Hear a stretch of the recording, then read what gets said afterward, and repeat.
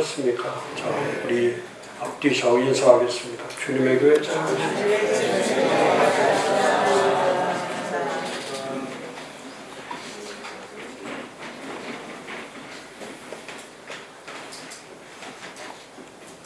12교회 신앙 가운데 오늘은 교회의 특성, 캐릭터.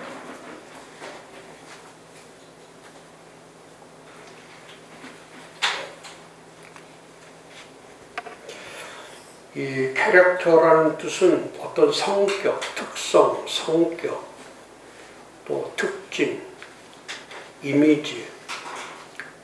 그러니까 교회는 교회의 고유한 이미지가 있죠. 고유한 특성이 있어요. 교회는 고유하죠. 또 교회만이 가지고 있는 이미지가 있죠. 그래서 교회는 교회에 해당되는 말씀이 있고 교회에서 쓰는 언어가 다르죠. 세상의 언어와 교회의 언어가 전적으로 다르죠. 또 언어 가운데도 교회는 일반 언어로 되어 있는 것이 아니라 최고의 격상 언어로 되어 있는 거죠. 그래서 교회의 언어가 어렵기 때문에 경륜이라고 하고 비밀이라고 하고 또 신비라고 하고, 그러니까 교회만이 가지고 있는 이 캐릭터가 다르기 때문에 그러니까 세상에서 경험할 수 없는 것들이 이제 교회 안에서만 경험되는 거죠. 그래서 목사님들이 설교할 때도 항상 격상 언어를 써야 돼요. 쉬운 언어를 쓰면 안 됩니다. 뭐 초등학교 6학년, 중학교 1, 2학년이 들을 수 있는 언어를 쓰다. 그건 잘못된 겁니다. 사도 바울이 쓴 언어는 초등학문의 언어를 쓴 게 아니라 가장 고상하고 가장 격상된 언어를 썼기 때문에 그 말씀을 깊이 들어가면 들어갈수록 그 말씀의 그 통찰력, 또 말씀에 대한 그런 숙성된 거, 이런 것들이 그 말씀 안에 다 들어있는 거죠. 그래서 이 격상의 언어를 쓰면은 처음에는 듣기 어렵지만은 시간이 가면은 그 언어가 훈련이 되는 거예요. 그래서 오늘 저 훈련에 대해서 많이 말씀드리겠지만 이 캐릭터를 만들려면 요즘도 사회도 그렇잖아요. 캐릭터, 자기 캐릭터를 만들기 위해서 뭐 최선을 다해서, 그렇죠. 요새는 그 뭐 먹는 캐릭터 그런 것들 보면은 뭐 상상할 수 없는 거죠. 거기에 뭐 수많은 돈을 투자하고 그런 캐릭터 하나 만드는데, 그 기업도 마찬가지죠. 자기 기업 캐릭터 하나를 만들기 위해서 그 투자를 어마어마하게 하죠. 근데 이 교회는 전혀 이 캐릭터를 만드는 일에 교회는 투자를 하지 않기 때문에, 그러니까 훈련이 안 되니까 다 교회들이 다 비슷한 거예요. 그래서 교회는 세워갈 때 우리 교회의 캐릭터가 무엇인가, 그래서 말씀이 필요하고요. 그 다음에 교회이기 때문에 또 말씀을 그냥 가르치는 것이 아니고 교리가 있죠. 교리적으로 가르치는, 교리적으로. 그냥 막 성경 공부만 시키는 게 아니라 교회라고 하는 독특한 그 체계화된, 신학화되어 있는 교리가 있죠. 교리. 그러니까 말씀이 있고 교리가 있고, 그 다음에 또 교회이기 때문에 원칙이 있는 거예요. 원칙. 또 교회이기 때문에 질서가 있는 거예요. 질서.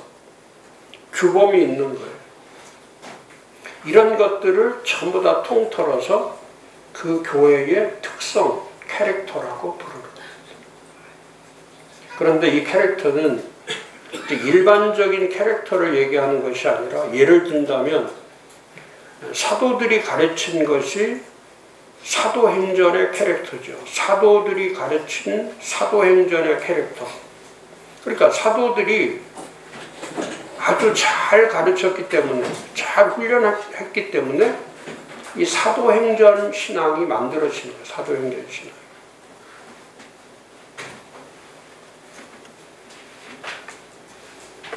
근데 훈련시키지 않으면 훈련된 신앙은 만들어질 수가 없죠. 그래서 마지막 싸움이 그거예요. 단순하게 가르치고 반복해서 가르치고, 단순하게 가르치고 반복해서 가르치고 끝까지 가르치는 거예요. 그게 이제 지속적으로 가르치는 거예요. 반복. 그러니까 1년에 같은 거를 2번, 3번 해야 돼. 같은 걸 1년에 2번, 3번 하지 않으면 한 해 건너뛰면은 그 한 해 건너뛸 때에 또 다른 게 입력이 되어버려요. 그러니까 신앙은 새로운 걸 해서 만들어지는 게 아니고 단순한 걸 반복하는 거예요. 그리고 가르칠 때는 철저하게 가르치셔야 돼요. 철저하게. 또 정확하게. 철저하게 가르쳐야 돼요. 사도들이 한 게 그거예요. 철저하게 가르친 거예요. 날마다 철저하게 가르친 거예요. 그 다음에 정확하게 가르친 거예요. 정확하게. 그리고 집중해서 가르친 거예요. 집중해서. 매일같이 모여서. 사도들이 얼마나 바쁘겠어요. 그럼에도 불구하고 매일같이 모여서 가르치는 거예요. 매일같이 모여서. 단순하게 가르쳐라. 반복해서 가르쳐라. 그 다음에 지속적으로 가르쳐. 끝까지가 지속적으로 가르쳐.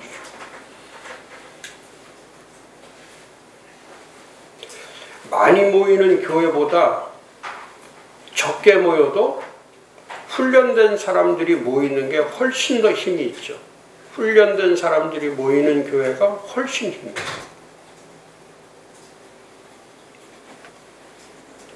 그 분당에 어떤 교회가 있는데 그 분당에 있는 교회는 일반 성도들을 중심으로 하는 교회가 아니고 그 교회는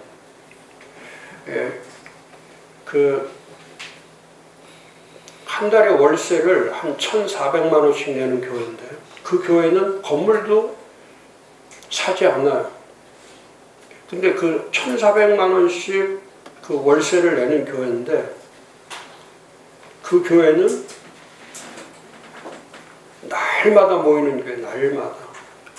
그러니까 날마다 모이는데 전국에서 다 모이는 거예요. 전국에서 다 모이는 거예요. 거의 의사, 그 다음에 변호사, 이런 분들이 한 200명씩 매일같이 모이는 거예요. 매일같이. 전국에서 모이는 거예요. 근데 거기 훈련하는 그 목사님이 훈련할 때 어떻게 훈련하냐면 제가 지금 말씀한 것처럼 철저하게. 그러니까 일반 교회에서는 이렇게 철저하게 훈련을 안 받기 때문에 그 사람들이 멀리서 있어도 5시간씩 차를 타고 와가지고 자기 일 다 끝나고 저녁에 가르치는 거예요. 저녁에. 그럼 저녁에 와서 2시간 훈련받고 그러고 또 자기 일터로 가는 거예요. 그래서 반복적으로 훈련하는 게 똑같이. 근데 그분들이 다 하는 게 뭐냐면 청소하고, 다 청소도 하고, 헌금도 내고, 월세도 자기들이 다 내고. 그러니까 훈련되면 거리에 상관이 없는 거예요. 물질에 상관이 없는 거예요. 시간에 상관이 없는 거예요. 훈련이 되면 무엇이든지 다 바칠 수가 있는 거예요. 시간도 바칠 수 있는 거고 물질도 바칠 수 있는 거고 자기가 가지고 있는 그 소중한 것들도 다 바칠 수 있는 거예요. 그렇게 해서 훈련시켜가지고 2년, 3년 훈련시켜서 다시 자기 지역, 자기들이 가는 교회로 다시 보내는 거예요. 그러니까 그 교회는 자기 교회에 소속을 시키는 게 아니라 훈련을 시켜서 보내는 교회, 훈련을 시켜서 보내는 거예요. 그러니까 거기 교회에 한 2년, 3년 이렇게 훈련받은 그런 좋은 의사들이 다 또 개교회로 돌아가서 그 훈련받은 대로 그 교회를 또 섬기는 거예요. 다 섬기는 거예요. 그러니까 주일마다 예배드리고 사람들을 모으게 하는 교회도 있지만 이렇게 주중에 훈련시켜서 정말 삶으로 살아가게 만드는 이런 철저하게 훈련시키는 그런 교회도 있다.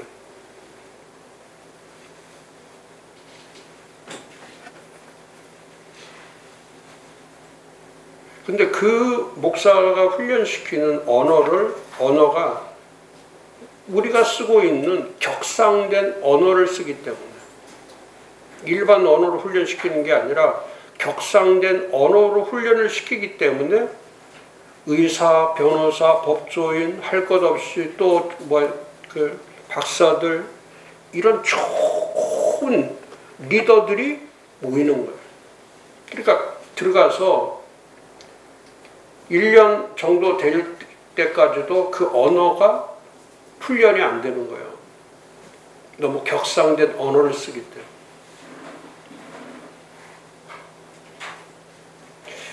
제가 컨퍼런스 매년 할 때마다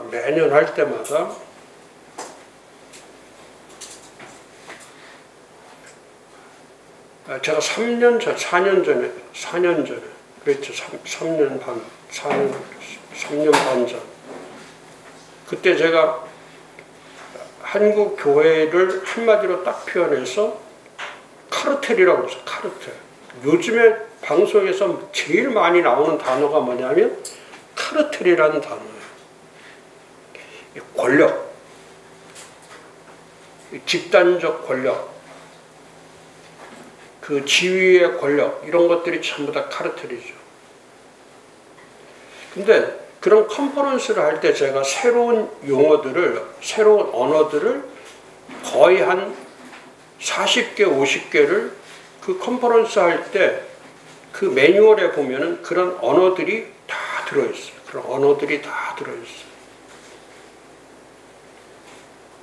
제가 그랬잖아요.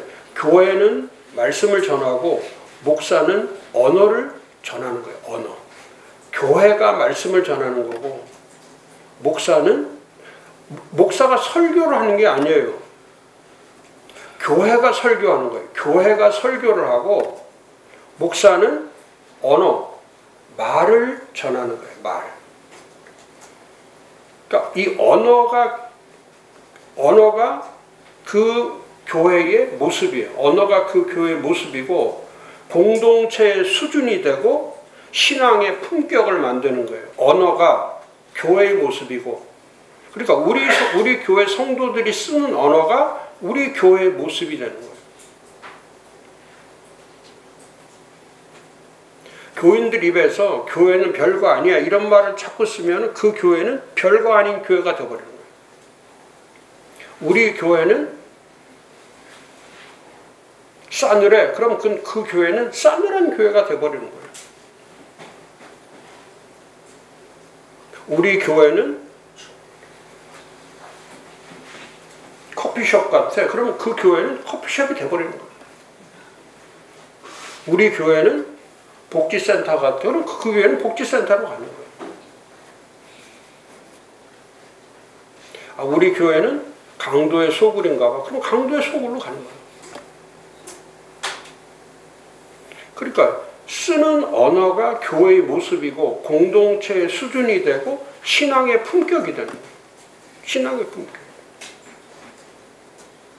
그래서 언어 훈련을 하는 거예요. 교회는 언어 훈련을 시키는 거예요. 말을 훈련시키는 거예요. 좋은 말을 쓰는 게 아니라 격상된 언어를 쓰는 거예요. 격상된. 그게 사도 바울이 쓴 13서신서가 그게 가장 가장 어려운 언어들로 되어 있는 거예요. 가장 언어. 교회들에게 보냈지만 그게 고린도 교회든 에베소 교회든 로마 교회든 또 골로새 교회든 빌립보 교회든 어느 교회에다 편지를 보낼 때 그 편지를 쉽게 써서 보낸 게 아니고 물론 성령의 검증에 의해서 기록되어 있지만은 성령이 검증할 때에 초등학문으로 하지 아니하고 쉬운 일반 언어로 쓰지 아니하고 디바인 랭귀지라고 하는 디바인 워 하나님의 신적 언어로 썼기 때문에 그러니까 인간의 언어가 아니라 신적 언어로 썼기 때문에 성경에서 성경을 신학화시킬 때 첫 번째 하는 게 뭐냐면 성경의 영감성이에요. 영감성. 첫 번이 성경에 대한 영감성. 이 네 가지가 성경의 특성인데 성경의 캐릭터. 영감성. 두 번째가 성경의 무호성. 그 다음에 세 번째가 성경의 이 명료성. 그 다음에 마지막이 그 성경의 이 충분성. 이 성경은 이 네 가지의 속성을 가지고 특성을 가지고 있어요. 그러니까 첫 번째 이 영감성이라는 것은 하나님의 영감으로 되어 있기 때문에 일반의 언어가 아니에요. 신적 언어로 되어 있어요. 성경은 신적 언어, 하나님의 말씀이에요. 하나님 말씀. 근데 우리가 설교를 할 때 목사님들이 자주 놓치는 것이 뭐냐면 영감이 없는 설교를 하기 때문에 그 일반 언어로 설교를 하기 때문에 그 설교가 사람들이 들을 때 뭐 이해가 되고 안 되고 성경 하나님 말씀은 그런 게 아니에요. 이해되고 하고 그런 거는 우리의 평가가 되는 게 아니에요. 그 말씀을 듣는 그들에게도 하나님의 영감이 그들에게도 임하는 거예요. 똑같이 임하는 거예요. 그래 은혜가 되니 안 되니 이해가 되니 안 되니 그거는 전혀 상관이 없는 거예요. 그냥 하나님 말씀은 전하면 되는 거예요. 전하면 돼요. 전하면 각자에게 역사하는 거는 성령이 역사하는 거예요. 각자에게 역사. 그러니까 하나님 말씀만 정확히 어떻게 선지자나 사도들처럼 전하면 되는 거예요. 그냥 전하면 듣는 것에 일은 영감이 하는 거란 말이에요. 그 영감성을 가진 말씀이 하는 거란 말이에요. 영감성을 가진 말씀.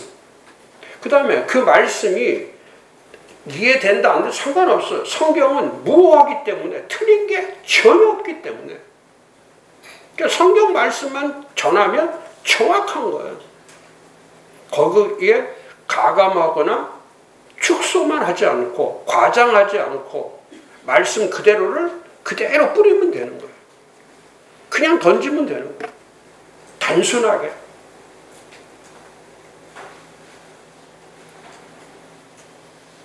그래서 요즘에 교회에 새로운 그 변화가 뭐냐면 제가 예전에 그런 적 있잖아요.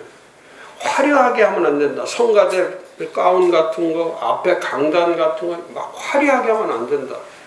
다 없애야 된다. 전부 다 단순하게. 자꾸 단순화시켜요.